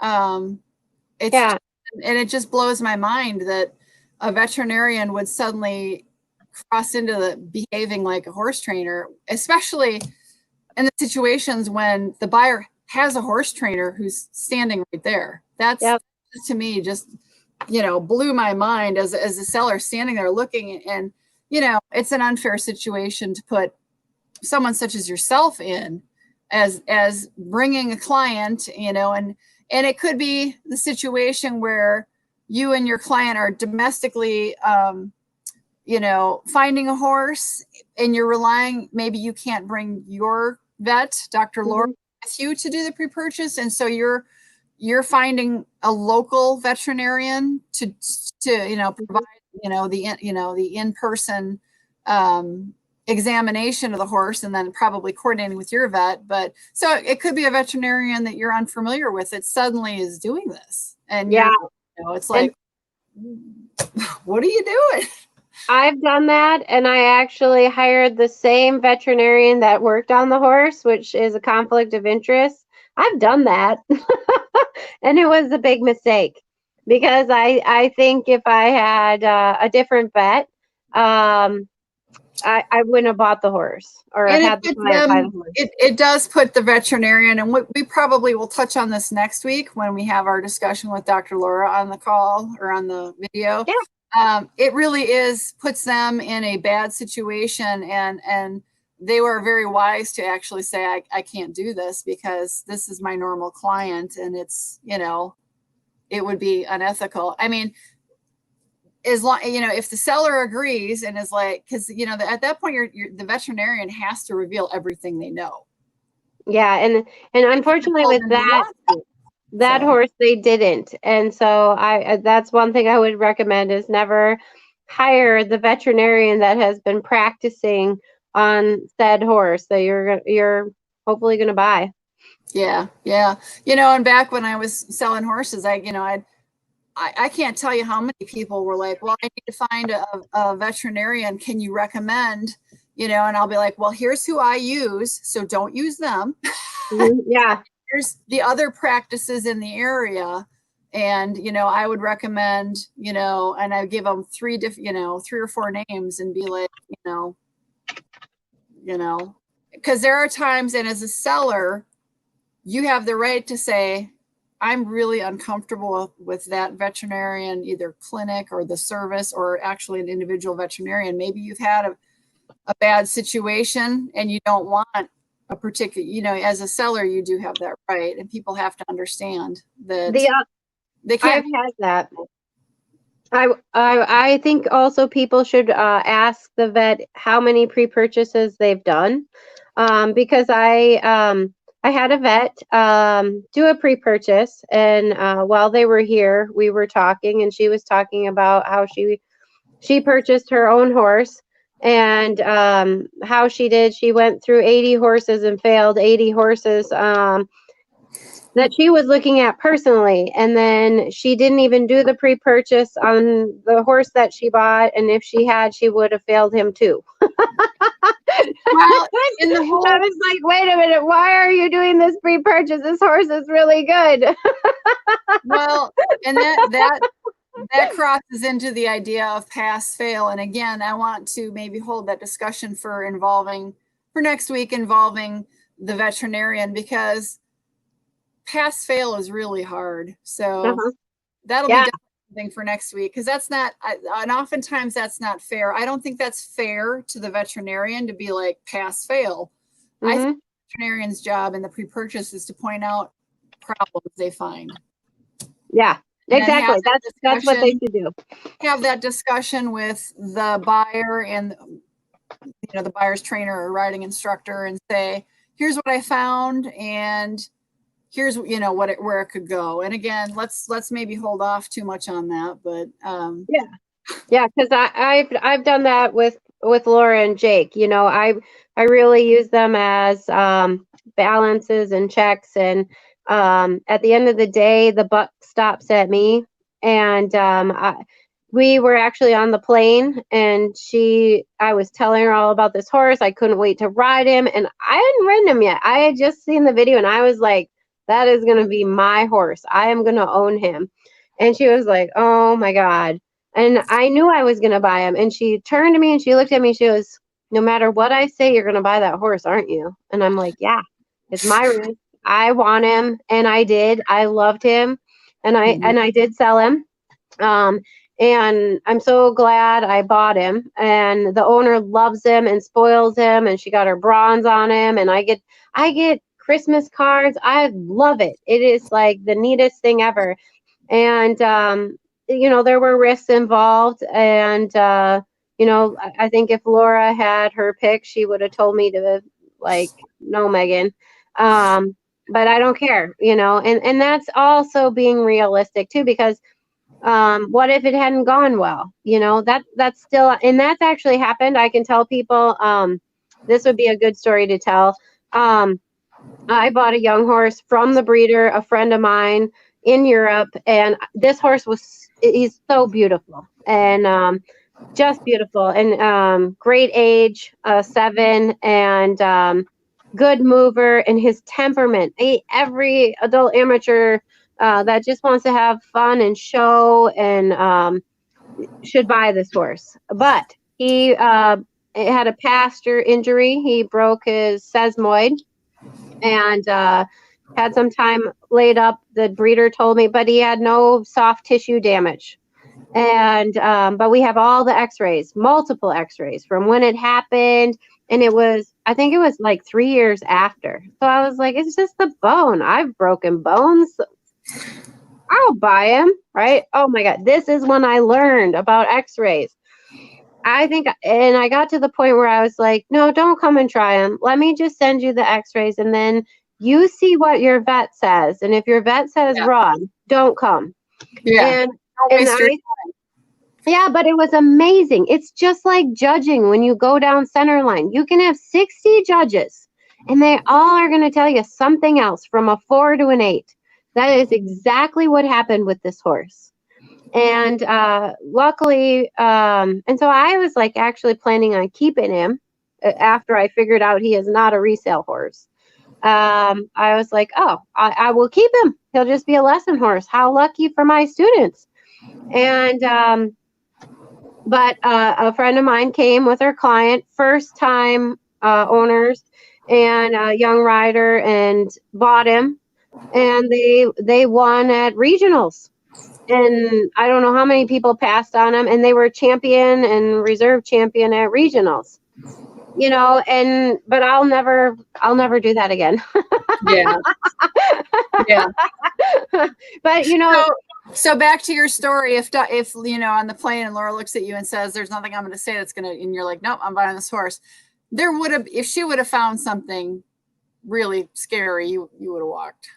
No, I bought the horse with the broken sesamoid. No, but I mean, now knowing what you know, you take these things into maybe a little bit more consideration, knowing the market, and part of it is knowing the market. And like you said, though, you're not you don't buy these horses and say, I have to sell this horse. No. If you sell, you've got them in your program. It either becomes a personal horse or it goes into your one of your lesson horses. Yeah, and when I bought him, I mean, I was okay. I wanted to see if I could, if the U.S. market was smart, and that they would gamble. That's gambling. I know. And to look and really truly buy the horse for them, because really, I don't know how many, at the time I didn't have any clients looking, but he is perfect. So, it's buy the horse. So yeah, but I mean, we all have stories like that. And then you also have stories where it doesn't turn out. And yes, I always listen to Laura and Jake, but it's, my responsibility at the end. And, sometimes I shouldn't do things. Yeah. Well, it circles back to the conversation is, some, a lot of times, probably more often than not, the buying of horses for somebody, be it their first horse, second horse, or eighth horse, is often from the heart.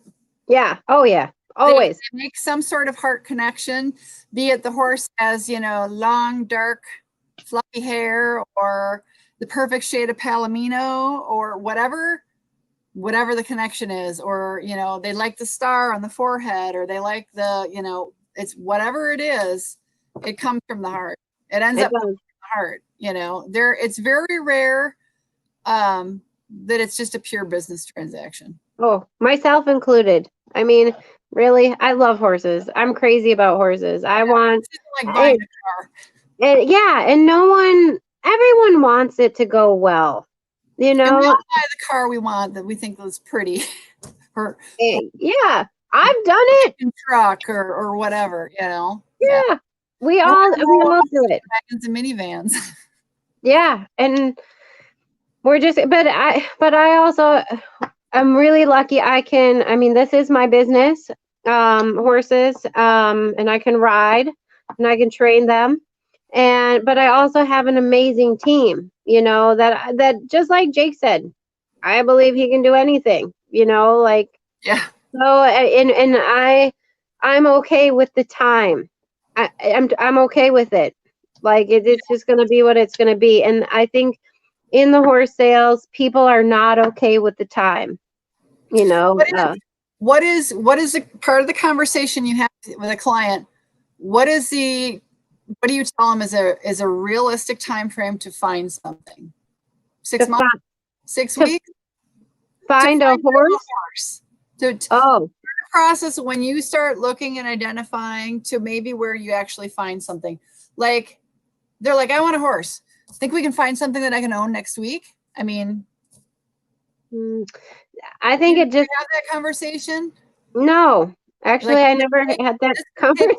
Months, do you say this could take a couple of months to find, kind of what you're looking for? Because they come to you and be like, Megan, I'm 5'2", but I want a 18-hand horse, or they could, they could have some very specific requirements.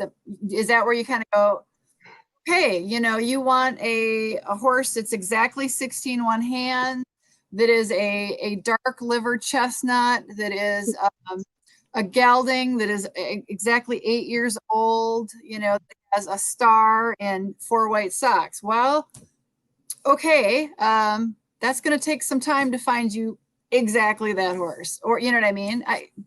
Do you get No, that? Or is it I've only ever had that once, and it actually happened, and she's owned the horse for 5 years and she loves him to pieces. Yeah.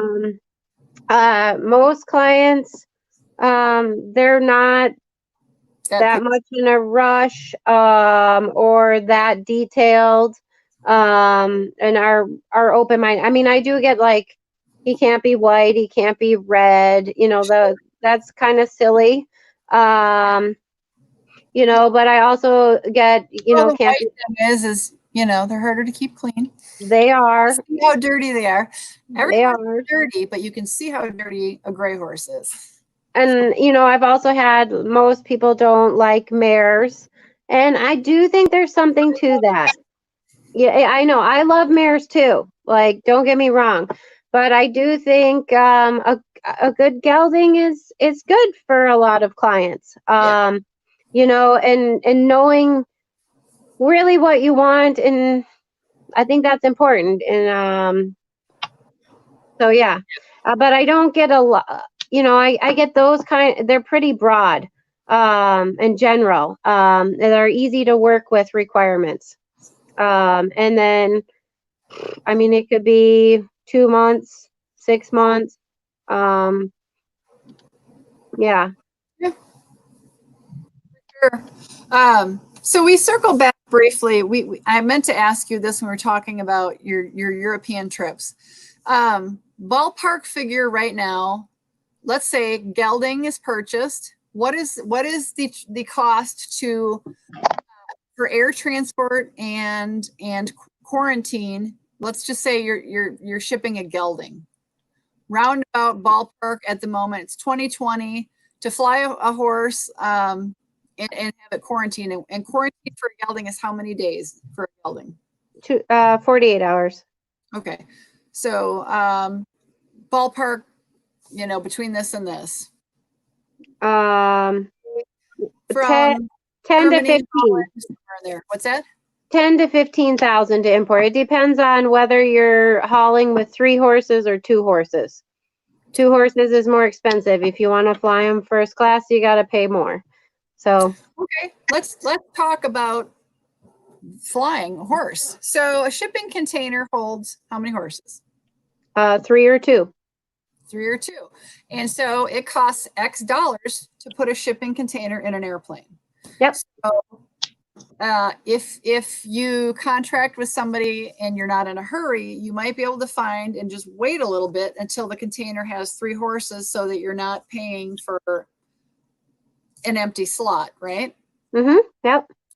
So, or you can hurry and you can pay to ship it immediately and you pay the whole bill, right?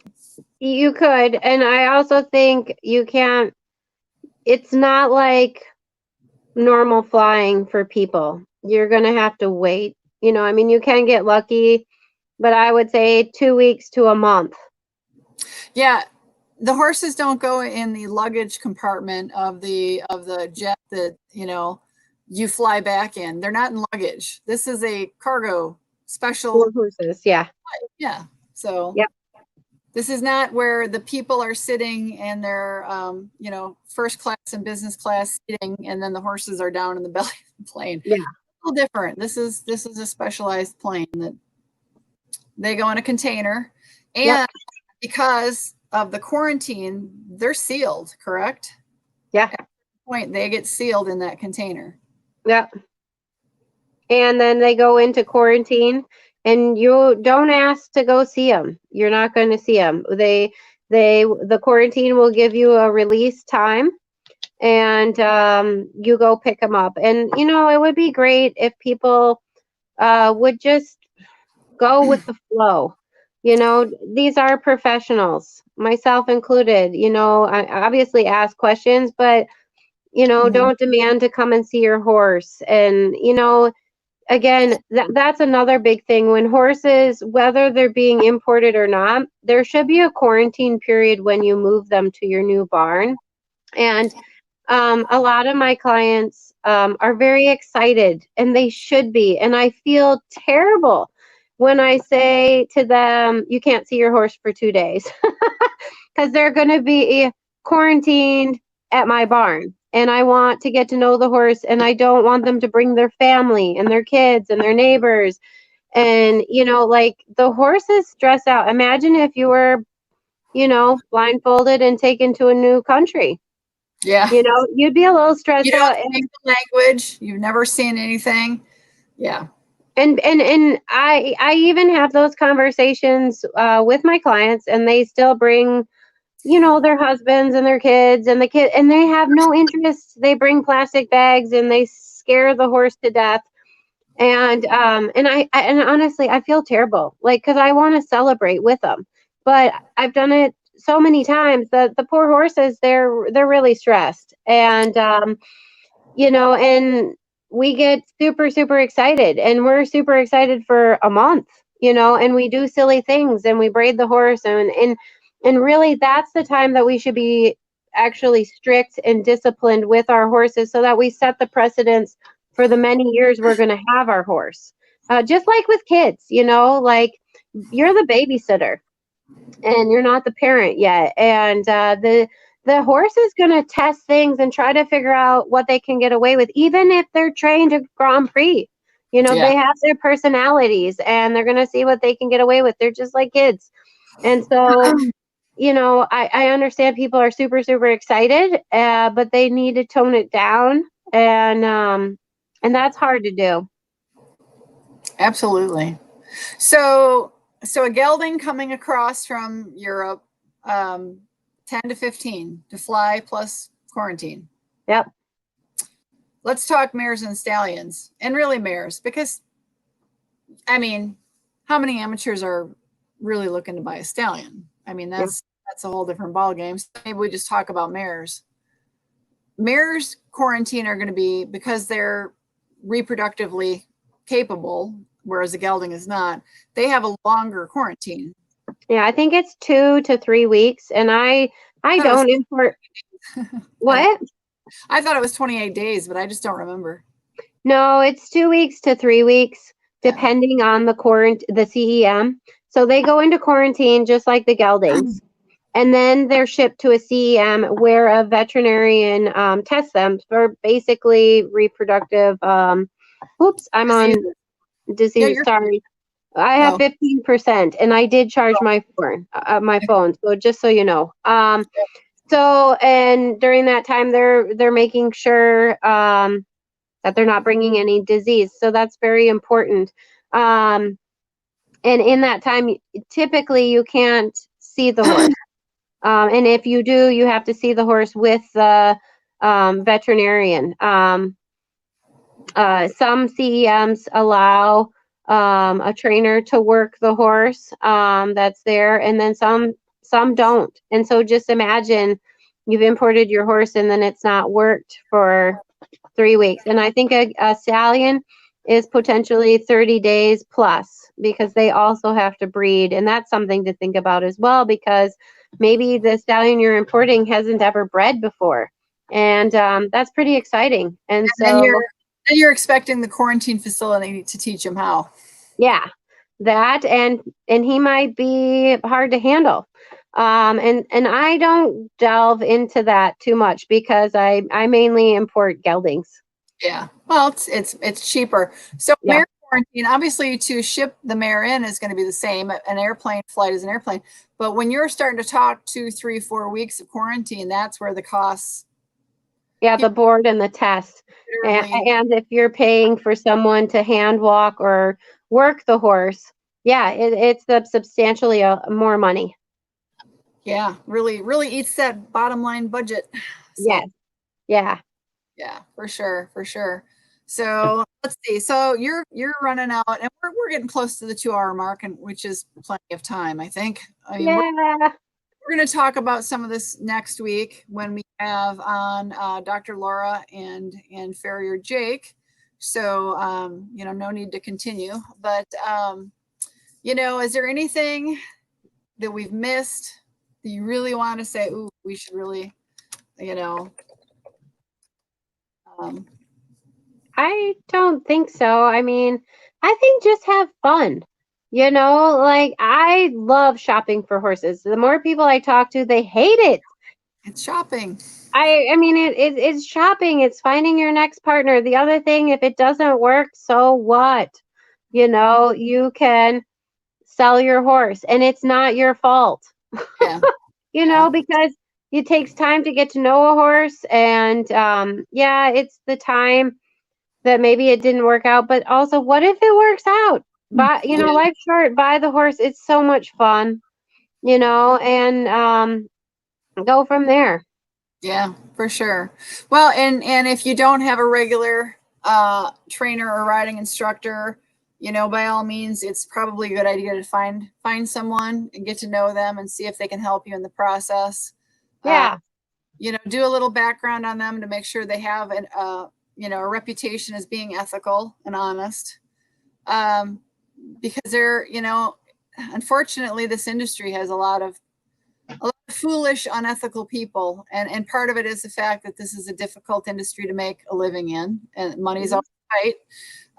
You know, and dishonesty goes both ways. There have been a lot of horse professionals who have been, you know, burned in many different ways, monetarily and others, by clients who, you know, are not acting ethically and honestly as well. So it's a give and take for sure, you know. It is.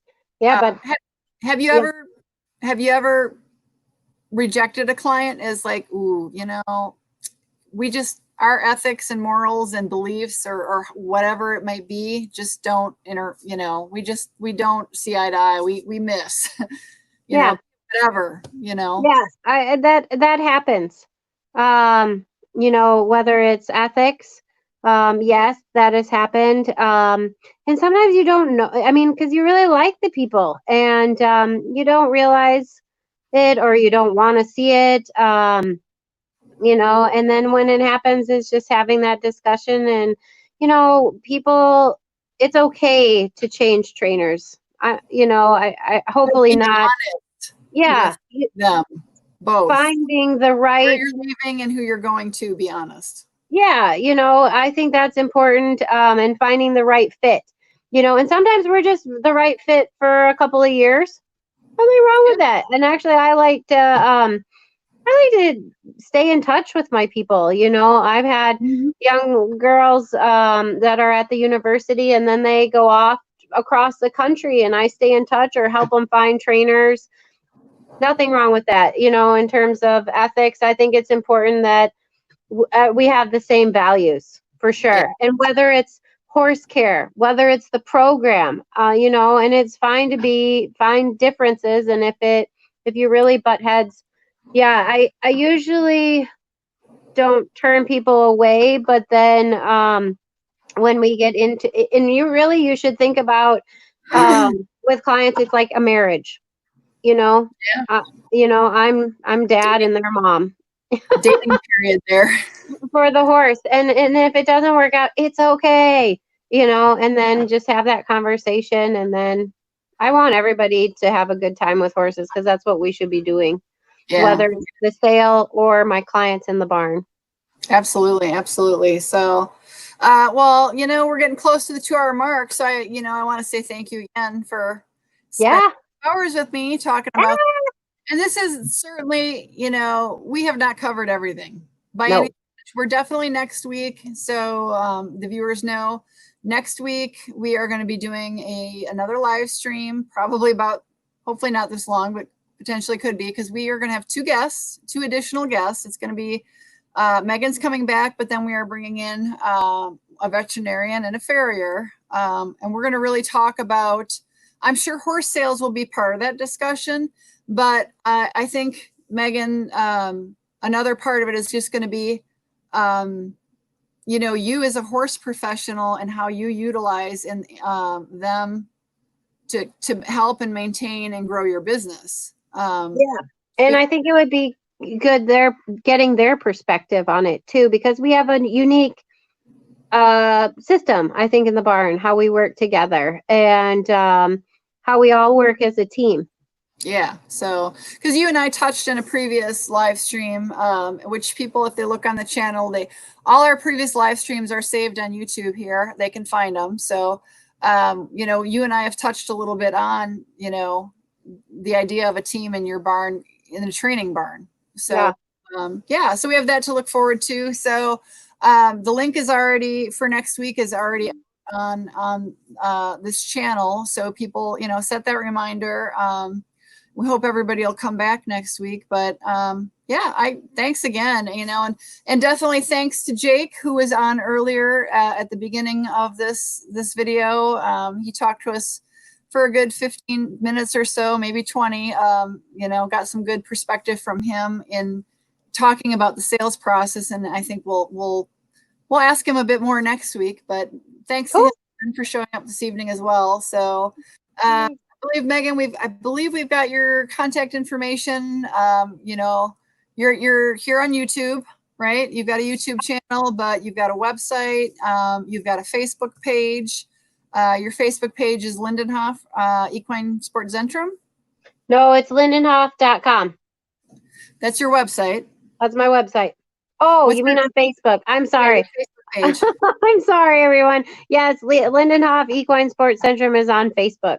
So and yeah, Zentrum with a Z. Yep. Like, so yeah. So yeah, and I think we've got your email listed down below in the description as well. So hopefully everybody, if you've had a chance, you know, please give this a like. As always, we ask you, if you've managed to watch this whole thing, if you've got additional questions, you know, if you're watching this after the live stream, you've got questions or topic suggestions for us for the future, leave them down below in the comments. We've gotten some really great feedback.